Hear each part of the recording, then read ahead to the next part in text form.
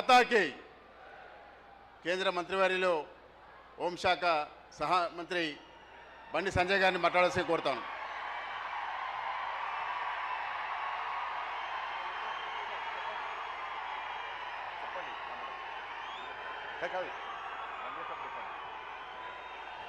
భారత్ మాతాకి. అయ్యో ఆగండి ఆగండి ఆగండి. భారత్ మాతాకి, భారత్ మాతాకి.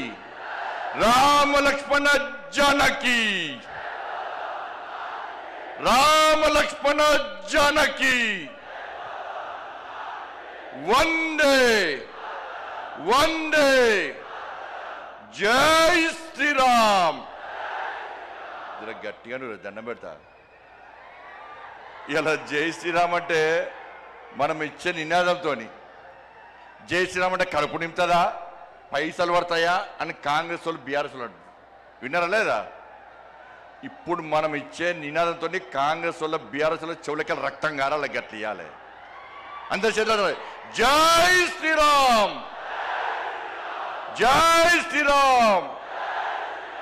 నరేంద్ర మోడీ గారి నాయకత్వం, నితిన్ నబీన్ గారి నాయకత్వం, రామచంద్రరావు గారి నాయకత్వం.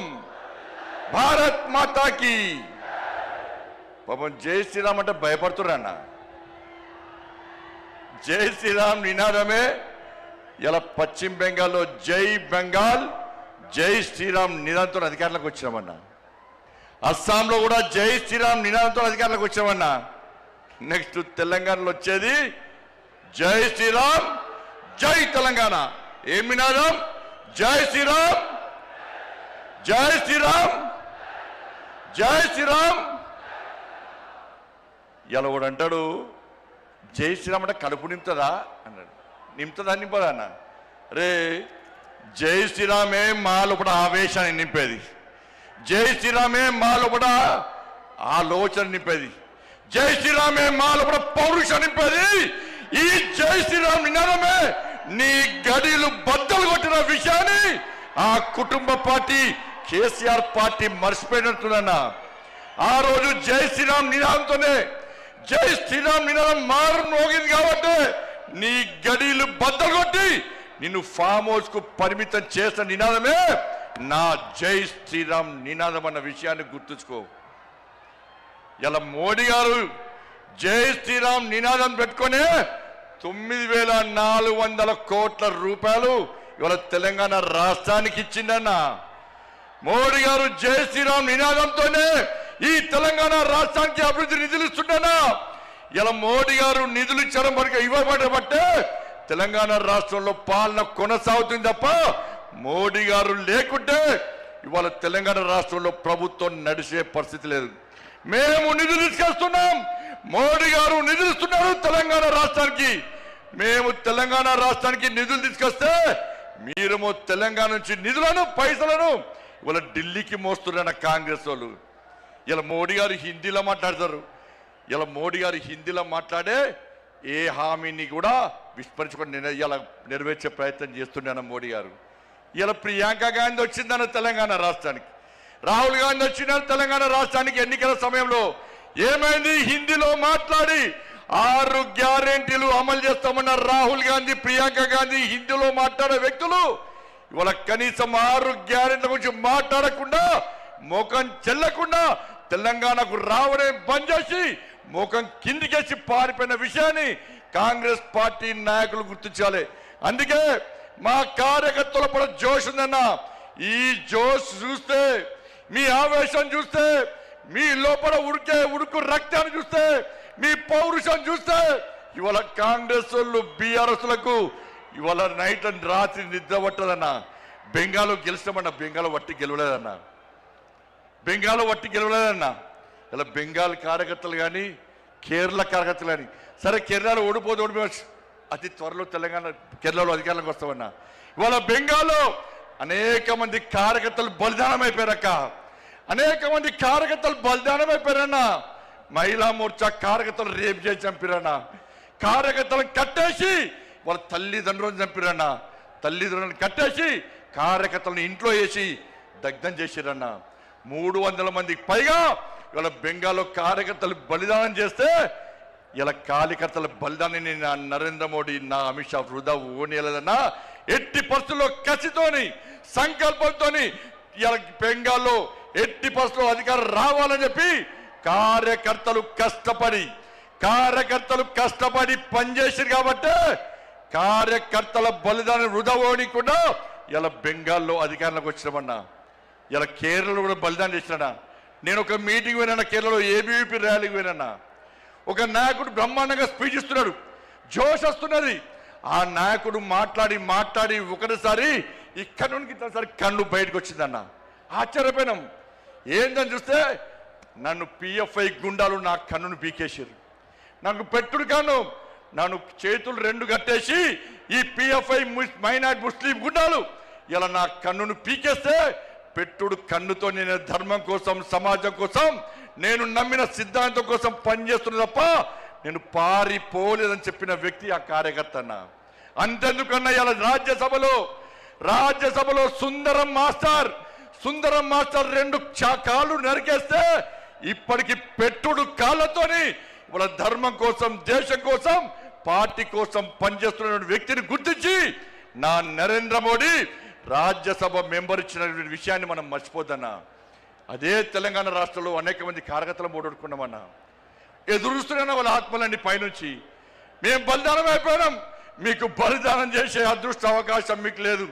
మా కోసం పనిచేయండి, మా లక్ష్యాన్ని నెరవేర్చండి, మా బలిదానాన్ని గుర్తించండి, తెలంగాణ రాష్ట్రంలో భారతీయ జనతా పార్టీని అధికారంలోకి తీసుకురండి అని చెప్పి ఆ పైన ఉన్నటువంటి అమర వీరులు మనకు కోరుతున్నారన్న. ఒక్కసారి గుర్తుంచుకోండి. చిన్న అభిప్రాయ భేదాలు ఉంటాయన్న, వాటిని పక్కకు పెట్టాలి.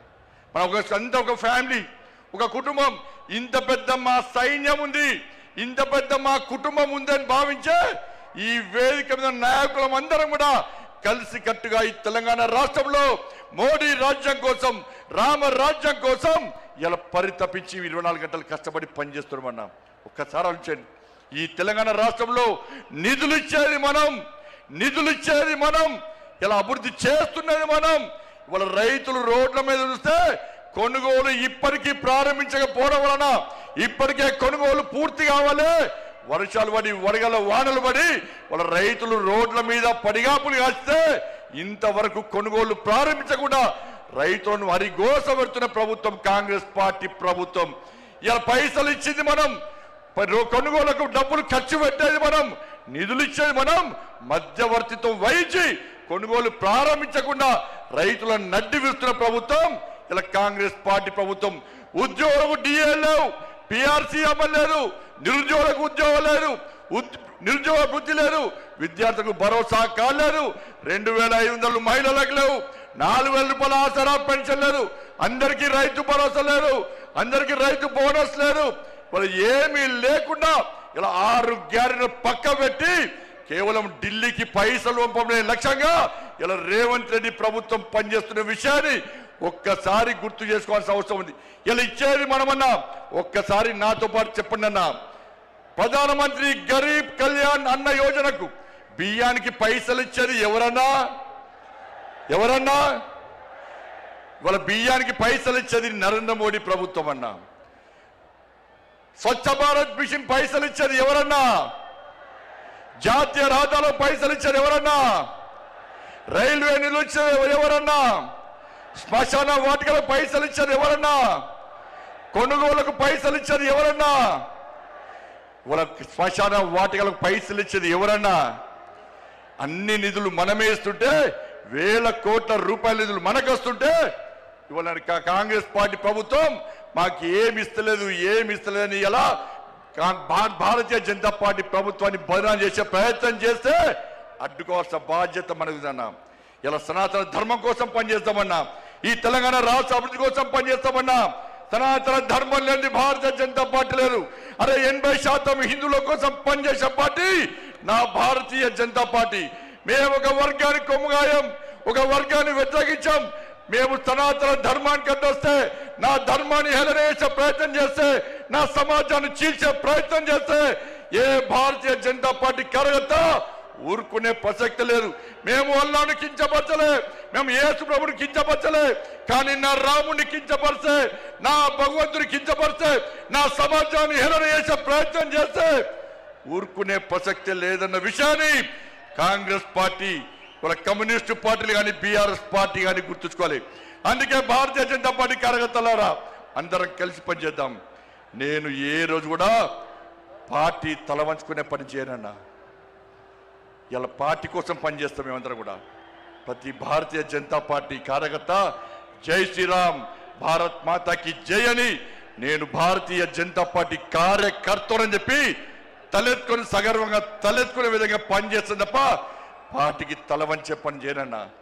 చాతగాని మూర్ఖులు, ధైర్యంగా రాజకీయంగా ఎదుర్కోలేని దద్దమ్మలు ఇలా ఏదో చేసి బండి సంజయ్ని కానీ భారతీయ జనతా పార్టీని ఇబ్బంది పడితే నేను ఫామ్ హౌస్ లో ఎలుకని కాదన్నా, ఫామ్ హౌస్ లో ఎలుకని కాదన్నా.